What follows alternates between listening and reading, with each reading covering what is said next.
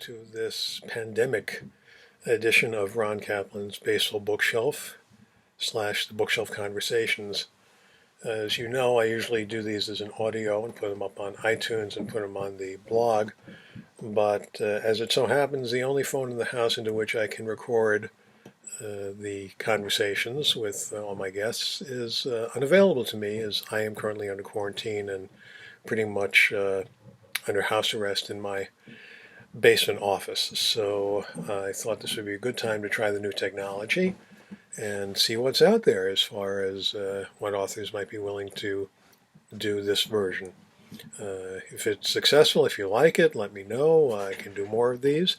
And it just so happens that because of the pandemic, we have a new entity called the Pandemic Baseball Book Club, which is the brainchild of author Jason Turbow, who I will be speaking with in just a few minutes. So as I usually say on the podcast edition, the Bookshelf, Ron Kaplan's Baseball Bookshelf, is your source for news, reviews, previews, and interviews with authors, artists, musicians, anyone who has anything to do with the national pastime. So if it fits there, it fits here.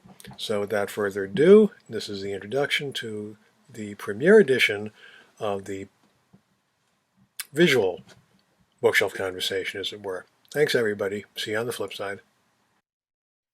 Jason Turbo, welcome to the first Zoom edition of the Bookshelf Conversation. It's good to be here. Nice to talk to you remotely, Ron. So necessity is the mother of invention. So that's why we're doing this. And that's why you're doing what you're doing with this brand new Pandemic Baseball Book Club. So please tell us how that came about. Yeah, well, I mean, a bunch of us authors, baseball authors in particular, have books coming out this spring. In my case, it's the paperback version of They Bled Blue, and as well as Tyler Kepner, who has K coming out in paperback. But a lot of authors have brand new releases of hardcovers and had a spate of promotional appearances wiped off the calendar. Right? You can't go to bookstores anymore. I was actually talking with Brad Baluchin, whose book is The Wax Pack, and Eric Nussbaum, whose book is Stealing Home. I had events planned with them in Oakland and San Francisco, respectively, that had to be canceled. And so we just started thinking about ways to do this virtually, and realized that it would be a shame to kind of limit it to, one-on-one. And we've been trying to suck in every baseball author who has a book out right now. And we've been promoting each other's work. We've been doing the Q&As via Zoom that we would have done in person in bookshops or libraries or other event spaces. And it's been really great. I mean, it's growing by leaps and bounds. We're planning all kinds of different content offerings. And kind of in the middle of this pandemic, realizing that we can be a cohesive community. Like none of us had really hung out that much before in a professional sense. And we really are starting to now. We all have different publishers, from big market publishers. We actually have one of our books is self-published. So we're doing all we can to help each other out, and especially drive traffic to independent bookshops. So you mentioned a couple of those authors. How do you find them? How do they find you? How does that work? Well, I mean, it's easy enough to see what books are coming out in the spring. There's probably only 15, 20 baseball books in a given year. And the people with big internet presences who have significant Twitter followings are easy to find. And some people have found us, and we're happy to help. We're calling it the Pandemic Baseball Book Club. And here's hoping that it has legs beyond the duration of the actual pandemic. It's a fantastic idea, especially now where people are really feeling isolated. And you and I have been fortunate enough that we've done these kind of events before, and they're a hell of a lot of fun.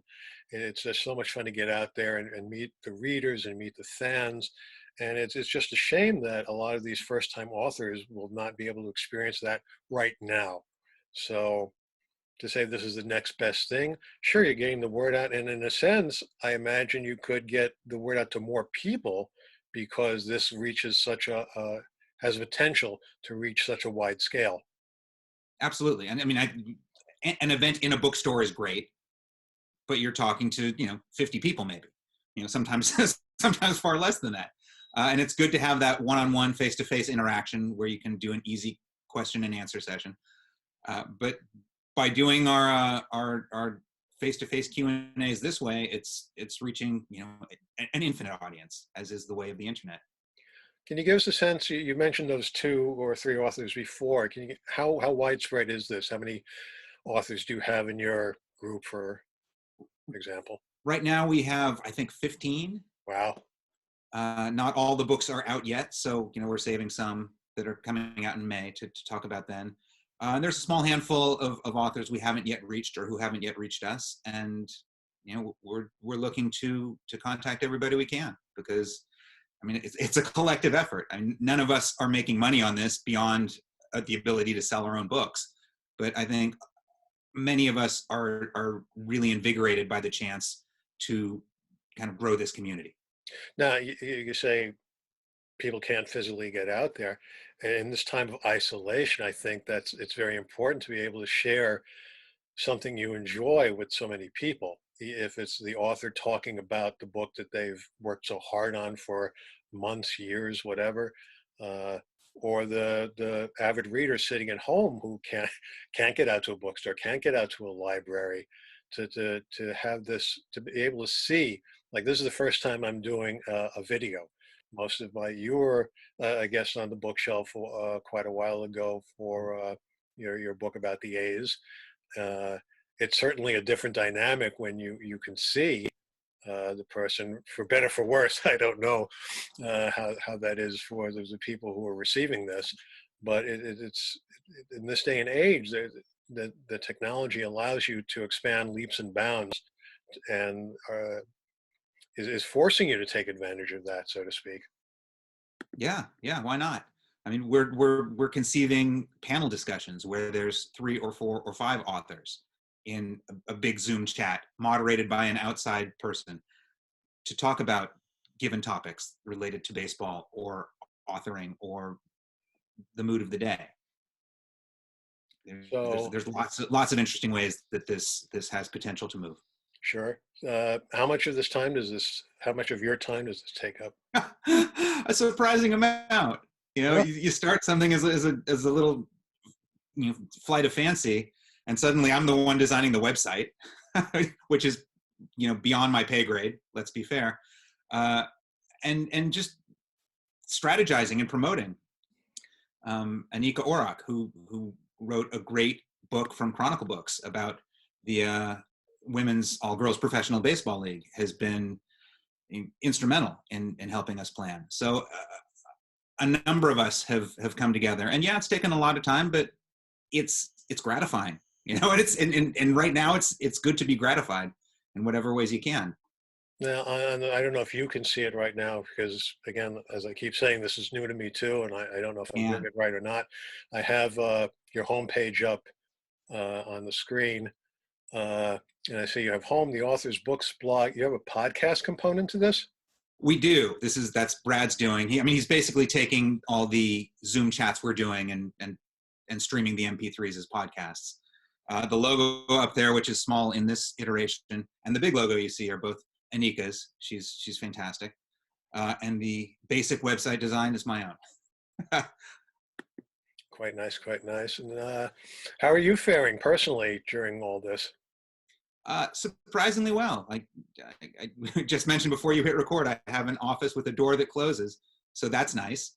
My kids are home from school, and we're spending a lot of time there. I mean, it's not great for productivity, but a lot of my work has kind of slowed down in the sense that the publishers in New York are not running at full steam, and the magazines and newspapers I'm used to talking to are not running at full speed. Hmm. So that's giving me extra time with my kids. I'm also not coaching baseball like I would be for my 12-year-old son.